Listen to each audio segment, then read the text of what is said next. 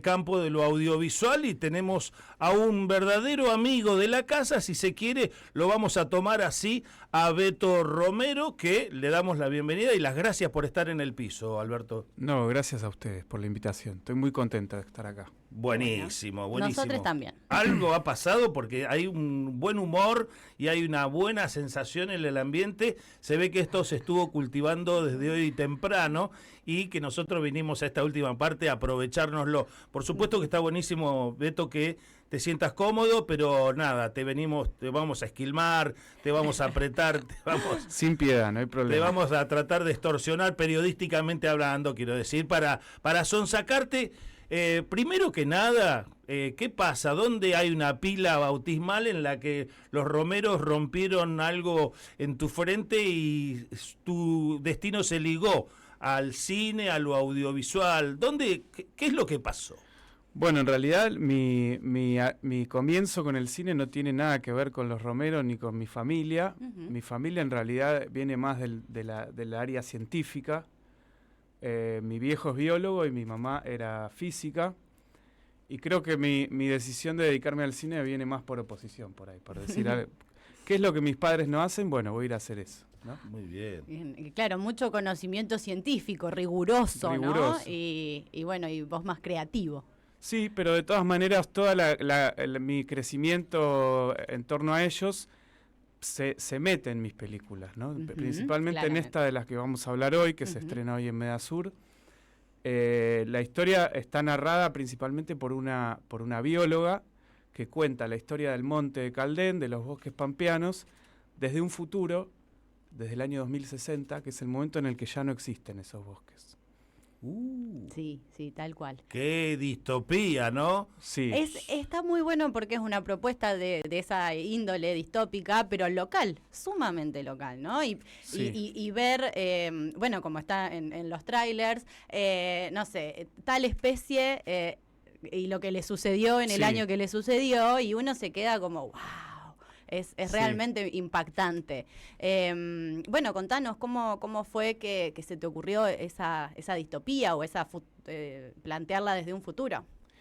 Bueno, en principio esta película nace con un vínculo que yo establecí con Miguel Fiorucci, que es un campesino de acá, un chacarero de acá de la zona de Naicó, por ahí, que él tiene un vínculo con la naturaleza muy profundo. Él es un gran observador de aves y fotógrafo y en algún punto de su vida decidió que la caza, que es una actividad muy popular acá en La Pampa, no era algo para él y que no quería tenerlo cerca, digamos, que él, digamos, sentía la necesidad de cuidar a los animales del bosque, ¿no? y a la flora también.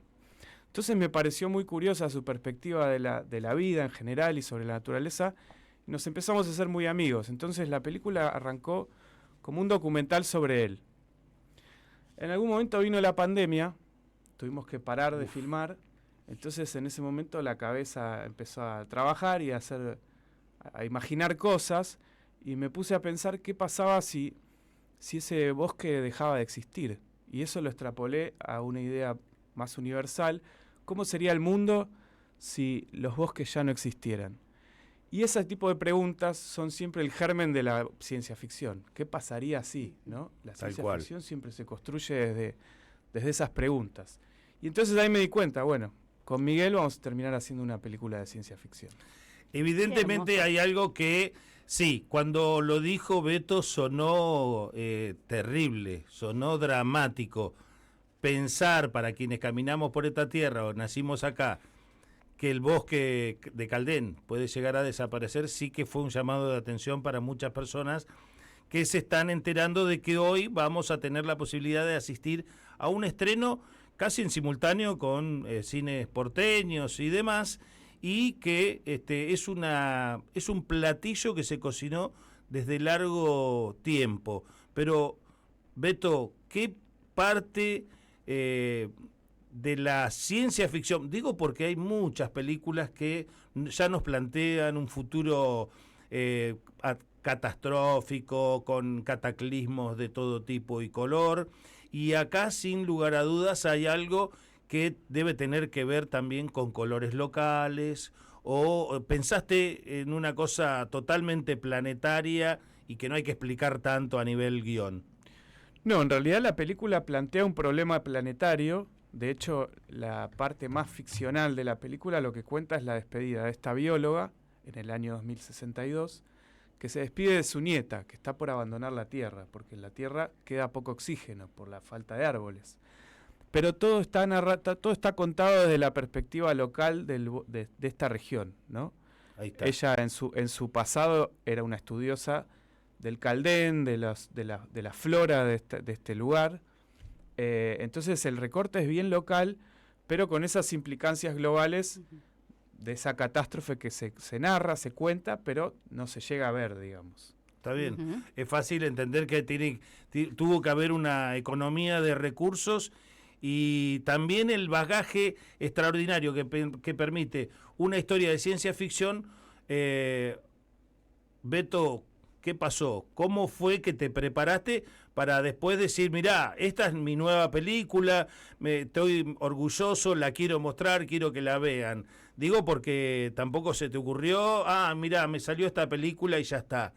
¿Cómo le sacaste punta a tus herramientas como para también sentirte con la seguridad de decir, voy a hacer esto, vamos a encarar una historia de ciencia ficción y tiene que ver con el Monte del Caldén?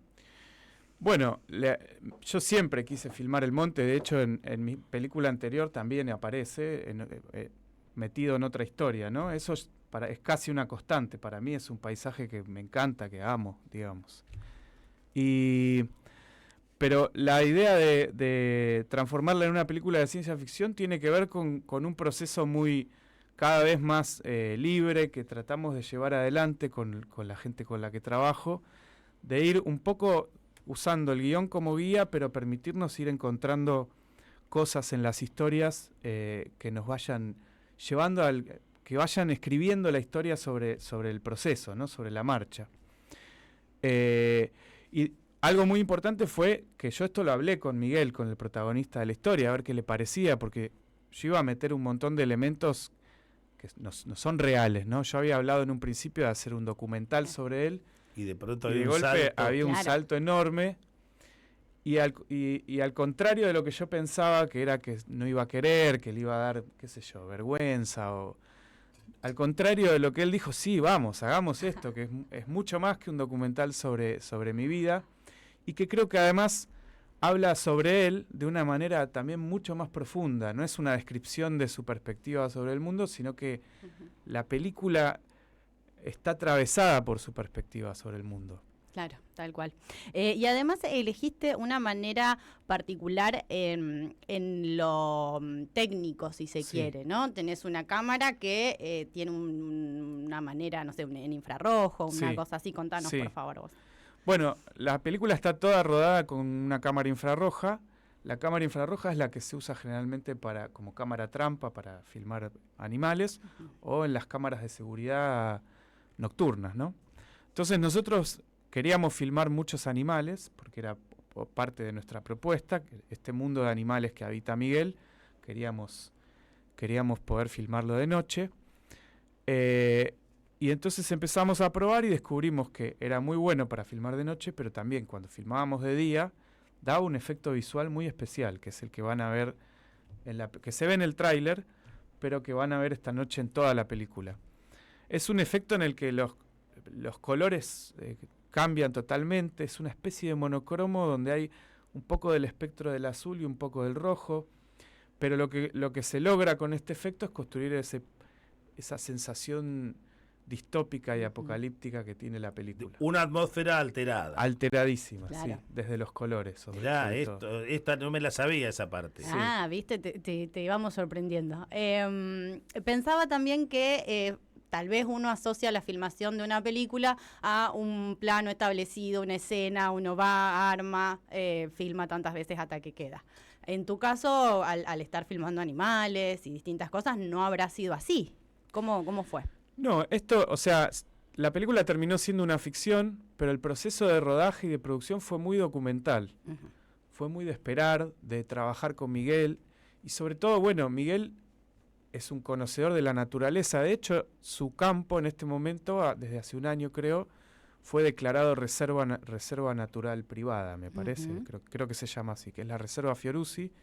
En poco tiempo seguramente se va a poder visitar, que la maneja junto con su hijo Juan. Pero bueno, por eso, Miguel es una persona muy conocedora del comportamiento de los animales y todo, entonces siempre contábamos con una información muy privilegiada de dónde iban a estar los ciervos, dónde iban a estar los ñandúes, cómo filmar a las vizcachas, ¿no? Porque todos esos animales típicos de acá los pudimos filmar.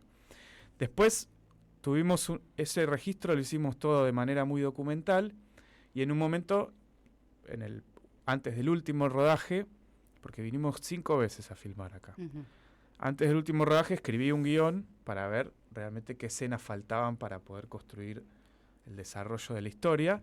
Las escribimos y vinimos a filmarlas, y ese fue el rodaje más parecido a una filmación de ficción que tuvimos. Pero Claro. entonces hubo bastante laboratorio, como quien dice, y construcción sobre la marcha, para después sí sentarte a construir el guión formal y ver qué hacía falta antes de la cocción final de esto que estamos hablando, que es el crepúsculo de las especies. Exacto, sí. Una señal inequívoca de que sí, hay algo preocupante que encierra esta historia, que tiene que ver, mucho que ver, con lo que vemos a diario en nuestro planeta.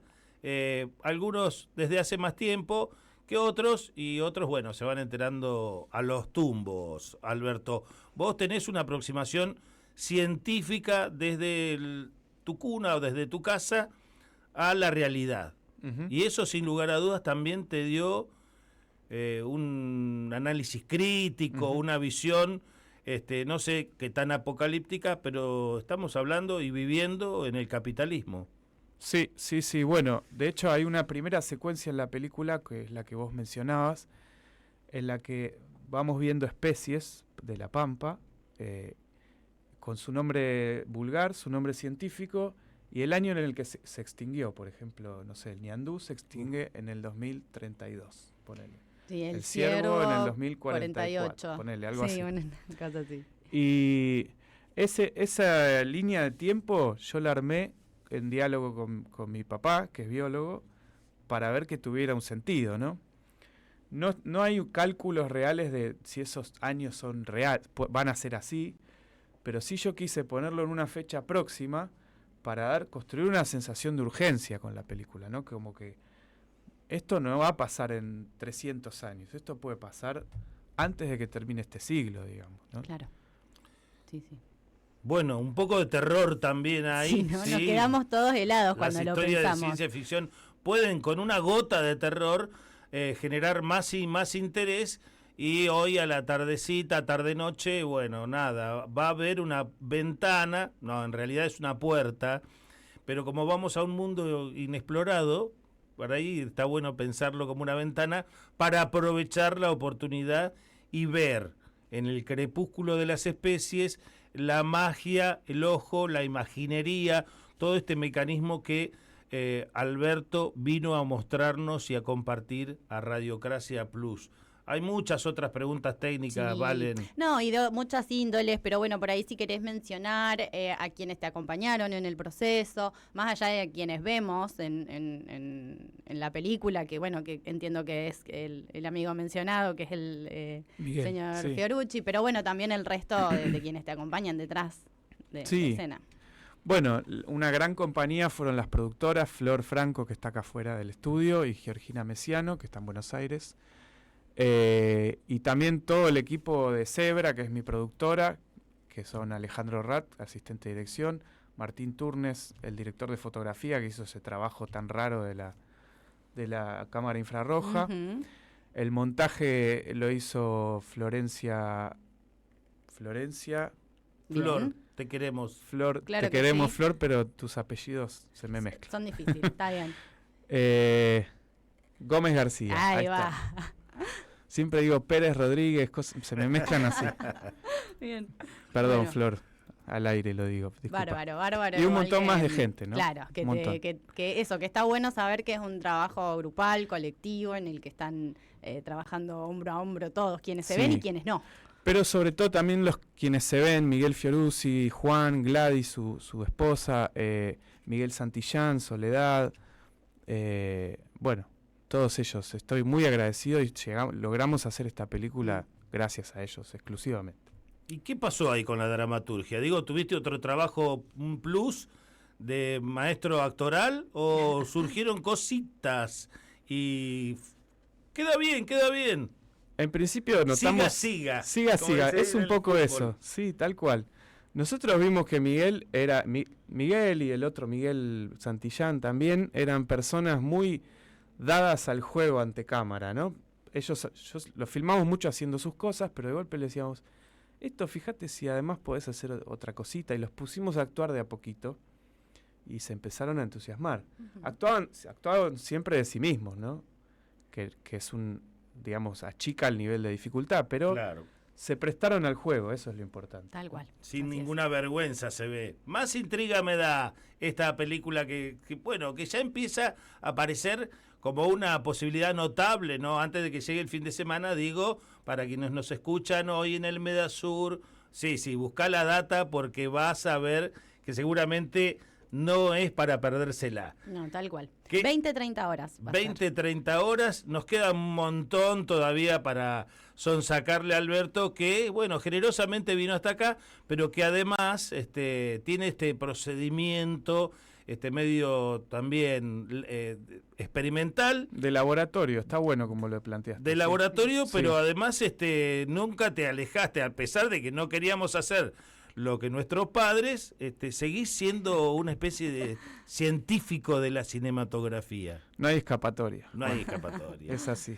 No es un yugo, pero sobre todo si se lo elige, ¿no? Sí. Pero, ¿qué pasa con la parte humana, Beto, cuando vas hacia este proceso y decís, termina el primer día de la idea, termina el primer día de hablar con Miguel Ángel y de decir, che, bueno, ¿cuánto queda por delante? Ni siquiera está en tu panorama todavía que vas a cambiar de planes, que no va a ser un documental. ¿Qué pasa con el ser humano Sí. desde ahí hasta ahora? Bueno, pasó de todo, ¿no? Tuvimos la pandemia en el medio. Yo había sido papá hace poco, pero bueno, todo el crecimiento de mi hija. A nivel personal, las películas siempre, como son procesos tan largos, te acompañan en partes de la vida. Es como, no sé con qué compararlo, pero son cosas que podés estar 4, 5, 6, 7 años haciendo una película y te atraviesa por todos lados. Cosas que aprendés, que traes de tu vida, las incorporás a la película. El personaje de la nieta, por ejemplo, la nieta de esta bióloga de quien se despide, es mi hija, lo actuó mi hija, y la idea surgió de verla a ella, ¿no? Y un día fuimos al Jardín Botánico en Buenos Aires y encontramos un caldén, que hay un espécimen ahí, y bueno, ahí dije, puedo filmar algo acá con ella también, y también se fue construyendo de esa manera. Siempre nosotros estamos, en esta forma de trabajar, estamos siempre abiertos a esas cosas que llegan, esos elementos que se van sumando a la historia y que uno arriba del otro van generando un sentido. Te digo que Beto Romero lo cuenta como si fuera la nada misma, pero está hablando de que metió en este proceso creativo lo que experimentamos, y él experimentaba junto a su familia, al nacer y crecer su hija, pero también en una etapa totalmente inesperada como fue la de la pandemia, Valen. Sí, un proceso pensado en eso, ¿no? La cantidad de años que se le dedican a un proyecto como estos. Y bueno, contaste con financiación, con recursos. ¿Cómo fue el poder llegar desde esa parte a esta presentación? Bueno, contamos con un subsidio del Inca, cuando el Inca existía todavía. Bien. Un subsidio que para los documentales, para las películas documentales, es el de más plata, digamos, el más jugoso, que hoy ya no es jugoso, obviamente. Ya dudamos si el Inca sigue. Por eso. Sigue funcionando. Pero por suerte, durante la mayor parte del proceso funcionó bastante bien y pudimos ir haciendo más o menos lo que nos imaginábamos. Bueno, ahora el Inca está en un momento de, no sé si decir terminal, pero estamos ahí. Están en este momento pagando las deudas, más o menos, con cuentagotas, y no salen nuevos proyectos. Hay unos proyectos o hay una nueva reglamentación. Hay Flor, que es la productora que está afuera, sabe más de esto, pero hay una nueva reglamentación que restringe muchísimo el acceso a los subsidios y apunta más a concentrar la producción que a diversificarla, que era lo que tenía de bueno nuestro sistema de fomento al cine, era que producía un cine diverso, películas grandes, chicas, medianas, documentales, películas experimentales, ficciones chicas, de todo. Sí, bueno, de todo el país. Y de todo el país, además, ¿no? Con sus fallas, era ciertamente federal. Bueno, ahora olvidémonos de todo eso porque se terminó, digamos, Tal básicamente. cual. Pero bueno, alcanzó para el crepúsculo de las especies llegar a su conclusión. Sí. Bien. Todavía nos tienen que pagar algunos fondos, pero sí. Bien, bueno. Y nos encontramos también en este momento con problemas para la exhibición, porque, los espacios Inca, que siempre funcionaron para distribuir nuestras películas, están con ciertas dificultades de funcionamiento, algunos tuvieron reducción de personal, qué sé yo, todos los problemas que vemos en todas las áreas de gobierno, ¿no? Sobre todo que tengan que ver con la cultura y con la producción cultural nacional. Sobre todo la cultura, sí. Alberto, un gusto tenerte acá y por supuesto que es un gusto para todos que podamos aprovechar que esta noche a las 20:30 en el Medasur se va a estar exponiendo este trabajo, bueno, que puede llegar a ser muy interesante de experimentar, incluso te diría, me arriesgaría a decir en familia, Valen. Sí, claramente, está bueno porque concientiza, es muy llamativo la verdad, porque cuando uno lo ve con esa cuestión del infrarrojo genera como algo raro que capta, llama la atención de toque, así que está bueno que aprovechemos todos. Alberto, tus últimas palabras. No, mis últimas palabras son de un enorme agradecimiento a ustedes por recibirme acá y por la charla tan linda. Y a toda la provincia, que siempre que vengo me recibe con mucho cariño. Yo amo esta provincia, amo a toda la gente de esta provincia que es hermosa. Así que gracias. A vos. Ahí enseguida volvemos. Nacimos sin padrinos. Nos bancamos.